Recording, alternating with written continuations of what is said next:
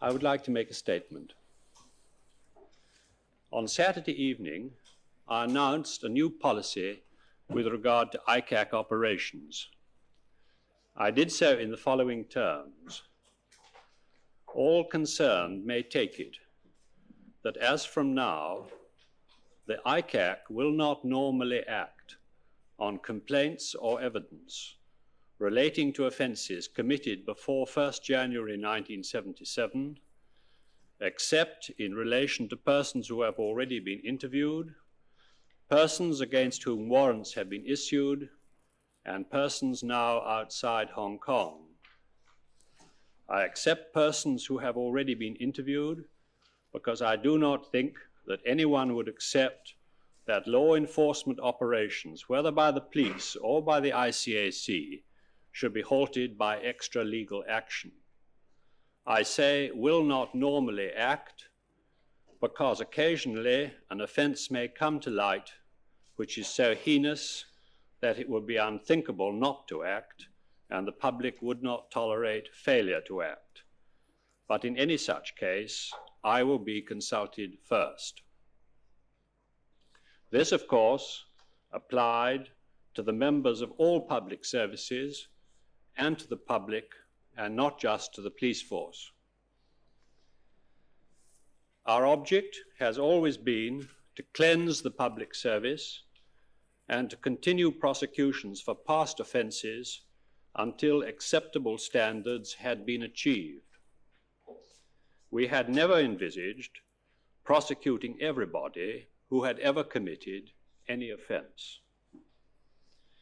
In view of the great improvement in the standards of honesty achieved, particularly over the last 2 years, I had expected before long to take a step of the sort announced last Saturday.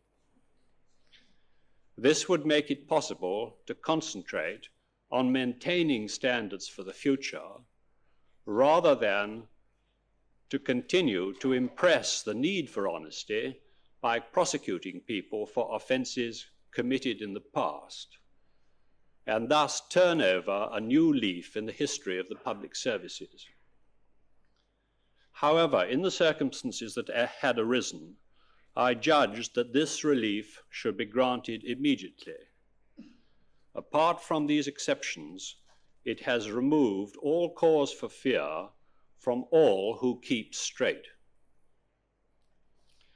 The exceptions were deliberately intended to be very small. One was, and I quote, persons who had already been interviewed. This does not mean anybody to whom an ICAC officer has spoken at any time.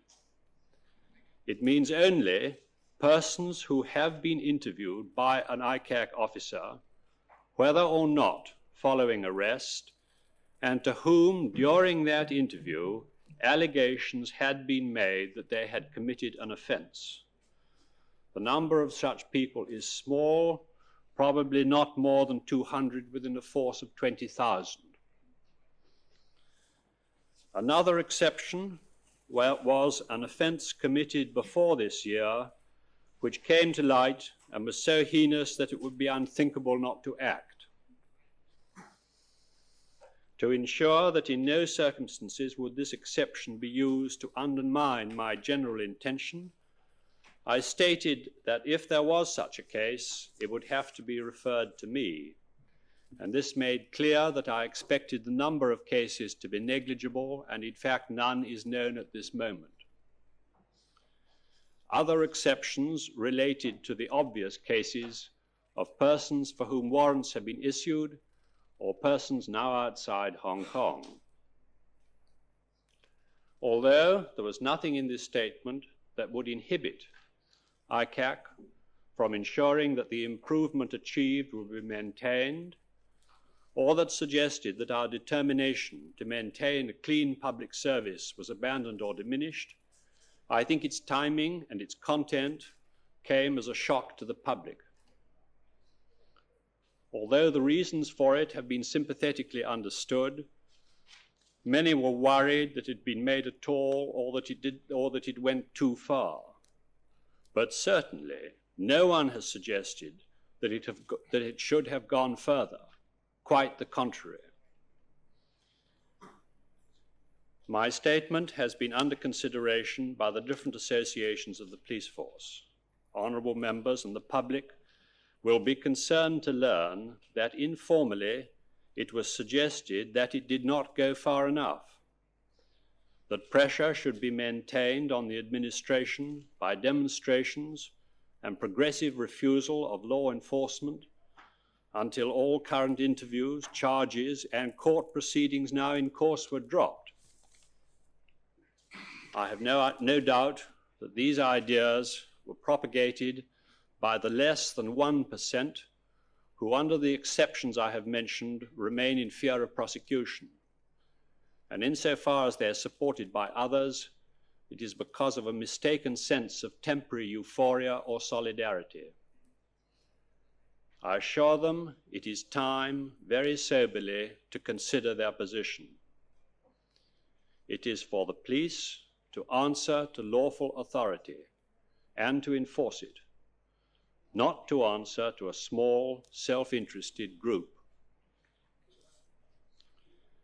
The idea that pressure can achieve further concessions of this sort would result from a complete misconception of the mood of the government and the community. It would also ignore the true interests of at least 99% of the police force itself.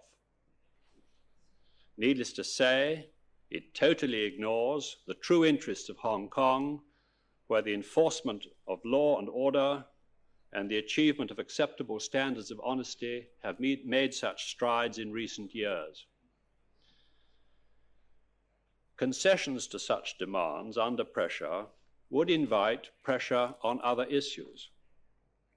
Next, it would be the suppression of ICAC itself, possibly to have persons in prison released, and so on, until we had a situation in which the law was being administered in the interests of the corrupt.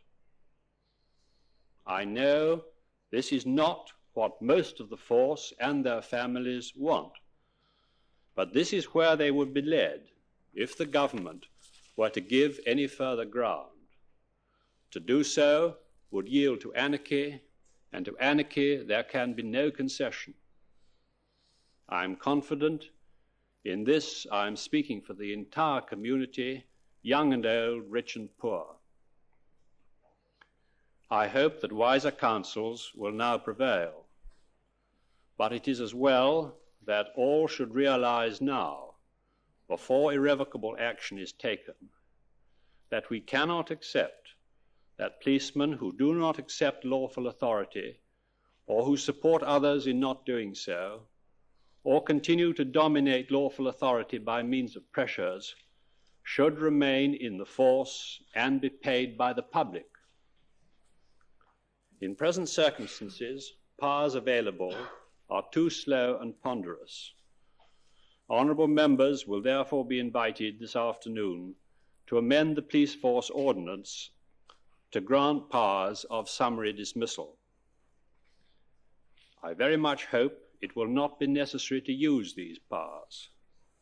I hope, as I say, that wiser counsels will prevail and that the dialogue proceeding will continue. I can also assure all concerned that these powers will not be used in respect of anything that has happened so far, and they will not lightly be used in the future. I'm glad to say in conclusion that a meeting was held between the Deputy Commissioner of Police and representatives of the various police associations during most of today. The meeting agreed that the Commissioner should issue a statement that will be made shortly, recording a pledge of full loyalty to the Commissioner and a pledge that in future all issues will be pursued through established constitutional channels and by no other means, and certainly not by the process of any protest public gatherings. As I've only just heard this statement, I am unable to comment on it.